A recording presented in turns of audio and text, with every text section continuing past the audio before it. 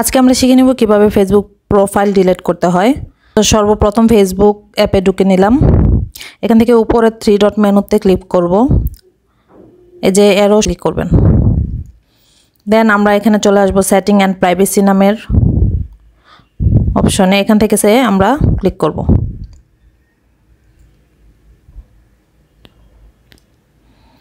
এখানে আমরা see more in account সেন্টারে চলে যাব। এখান থেকে আমরা পার্সোনাল ডিটেলস লেখা, যেটা আমি আপনাদের বোঝার স্বার্থে এখানে আন্ডারলাইন করে দিচ্ছি। এই পার্সোনাল ডিটেলসে ক্লিক করব।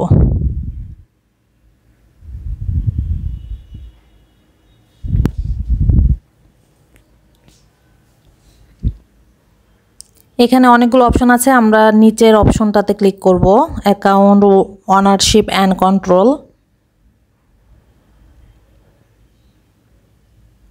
এখান থেকে ডিঅ্যাক্টিভেশন অর ডিলিটেশন, এখান থেকে আমরা এটা সিলেক্ট করব।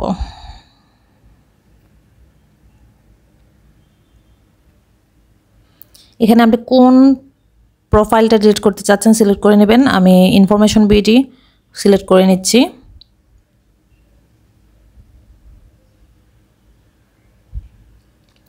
এখানে ডিঅ্যাক্টিভেশন প্রোফাইলও আছে, ডিলিটেশন আর ডিলিট প্রোফাইলও আছে। আমরা ডিলিট প্রোফাইলে ক্লিক করে দিব।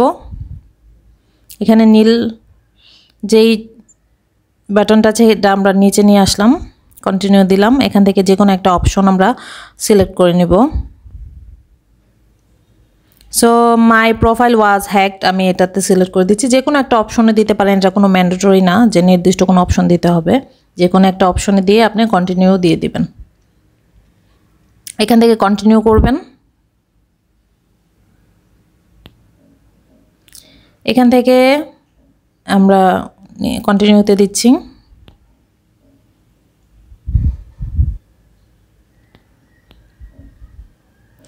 এখানে আপনাকে আবার একটা অপশন সিলেক্ট করতে হবে, যে কোনো অপশনে আপনি সিলেক্ট করতে পারবেন।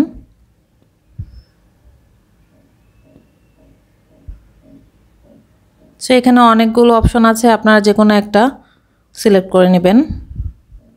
নেওয়ার পরে এখান থেকে আপনি কন্টিনিউ দিয়ে দিবেন নিচে। এখান থেকে আমি আবার কন্টিনিউ দিয়ে নিচ্ছি।